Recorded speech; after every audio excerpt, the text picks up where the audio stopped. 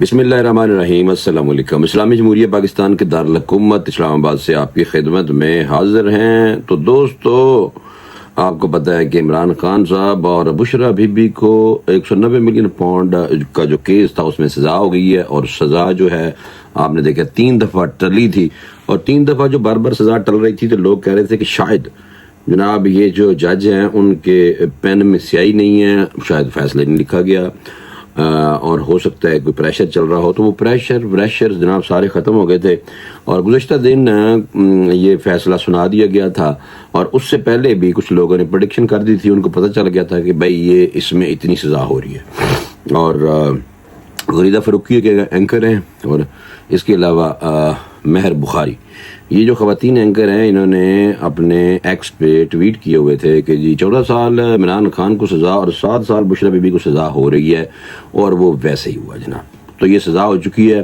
اور عمران خان صاحب کیسے آ کے سزا جب سننے کے لیے آئے، اور وہاں پہ ہمارے بہت سارے دوست تھے جرنلسٹ کمیونٹی، انہوں نے کیا بتایا میں آپ کو یہ بھی ساتھ ساتھ بتاؤں گا، لیکن میں تھوڑی سی آپ کو یہ بتا دوں ڈیٹیل۔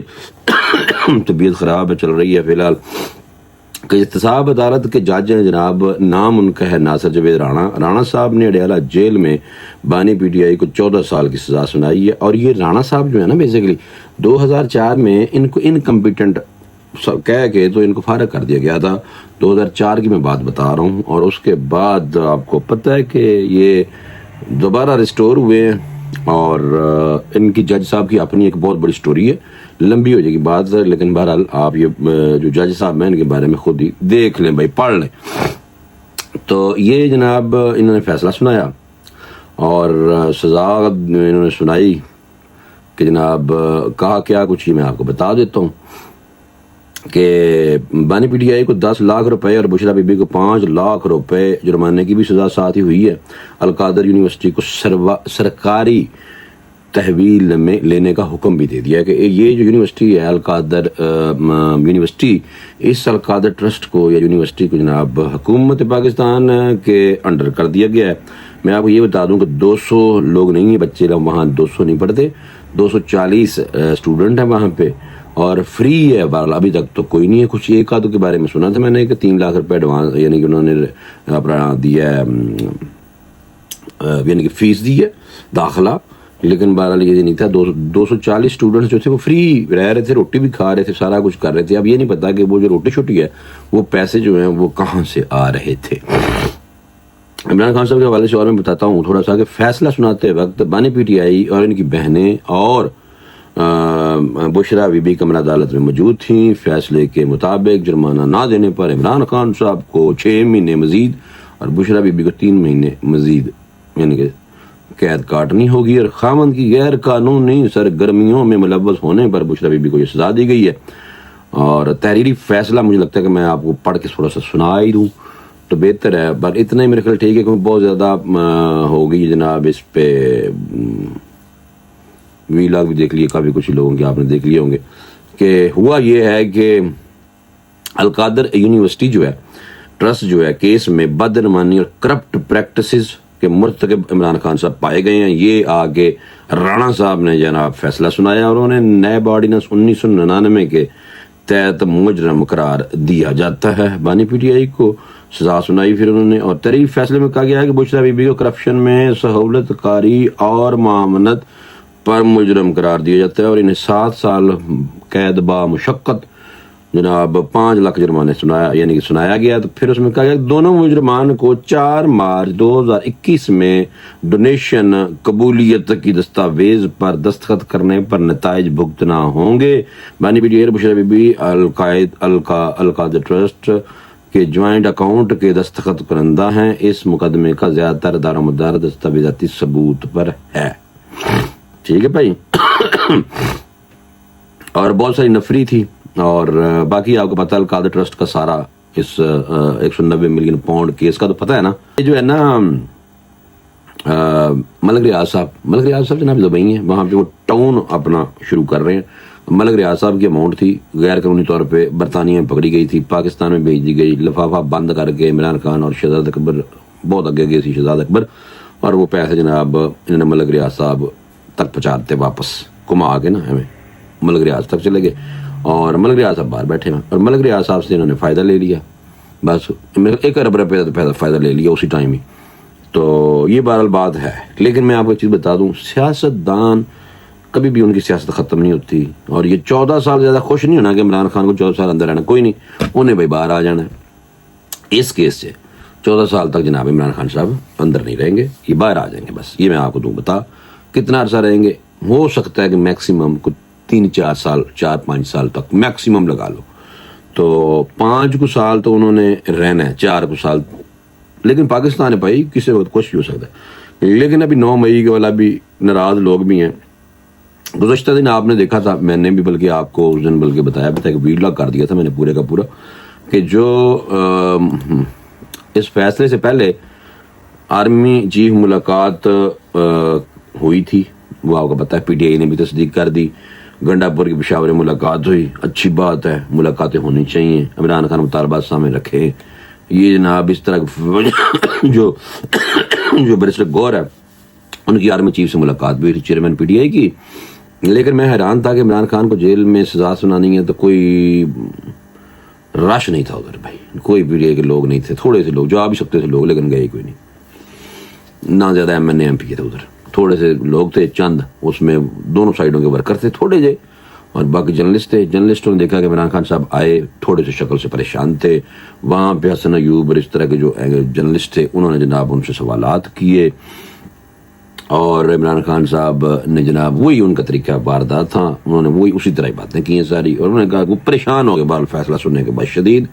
اور جب ان کی بیگم کو قید سنائی گئی تو وہ مزید پریشان ہو گئے کہ میری تو ایک بیوی تھی، کر رہی تھی، وہ کون سی پولیٹک سیاست میں ہے، سیاست میں تو بے نظیر تھی، سیاست میں تو مریم تھی، ان کو سزا ہونا اور بات تھی، میری تو گھریلو خاتون تھی اور ان کو کیوں سزا سنائی گئی. گو کہ آپ کو پتہ بشرا بی بی جو ہیں وہ قیادت کرتی رہی ہیں، جو دھرنا آ رہا تھا ادھر 26 نومبر والا ڈی چوک پرجائی نے 50.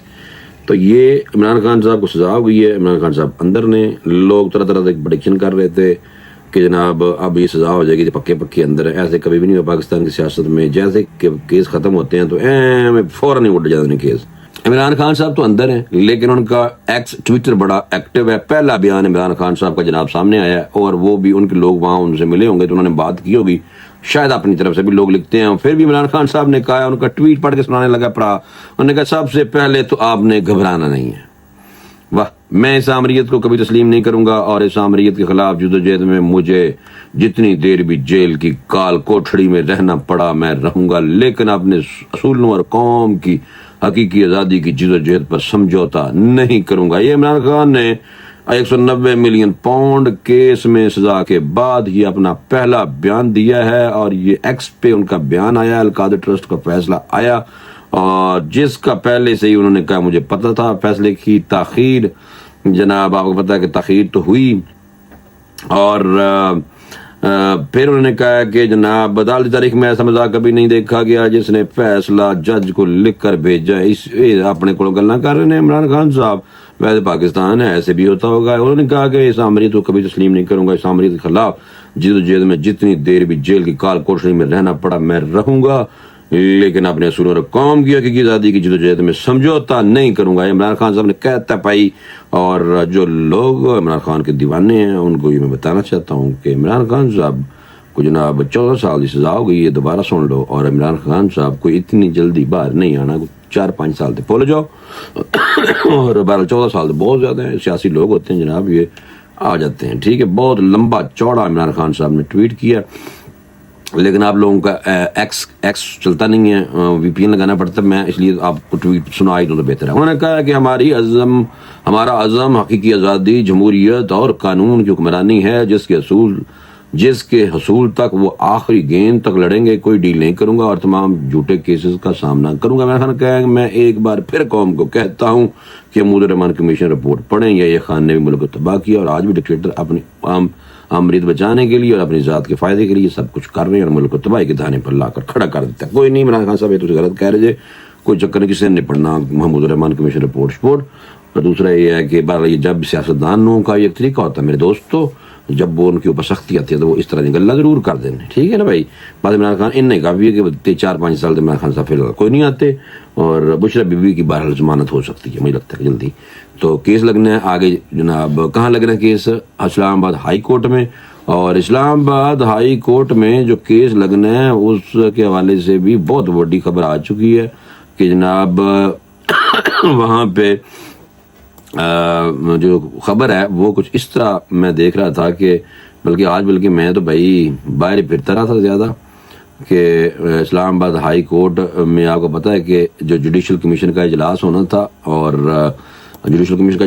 سوری میں یہ ڈیٹیل آپ کو بتا دوں کہ جوڈیشل کمیشن کا جو اجلاس ہے اسلام آباد ہائی کورٹ میں ایڈیشنل ججز کے لیے جج متعین کر دیتے گئے 2, اور ایک جج ہے اعظم خان اور دوسرے راجہ انعام امین.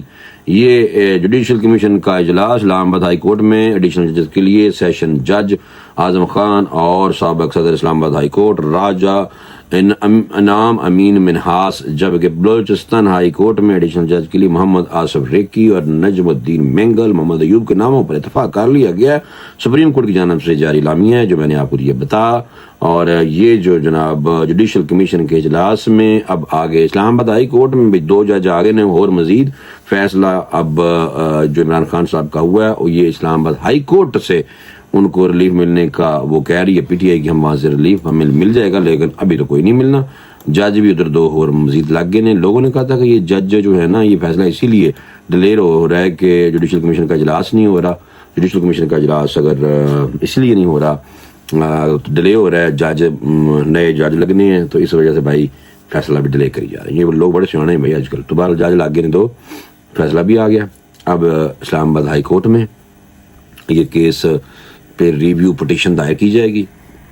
ٹھیک ہے نا, بلکہ کیس کو چیلنج کیا جائے گا اسلام آباد ہائی کورٹ میں, پھر اس کے بعد سپریم کورٹ کا دروازہ بھی باقی ہے. تو بھائی پاکستان کے اس ٹائم کچھ بھی ہو سکتا ہے, لیکن بہرحال میں نے آپ کو بتا دیا ہے. طبیعت خراب ہونے کے باوجود بھی مجھے یہ ویلاگ کرنا پڑا ہے. اجازت دیں, انشاءاللہ اگلے ویلاگ میں دوبارہ ملاقات کریں گے. اللہ حافظ.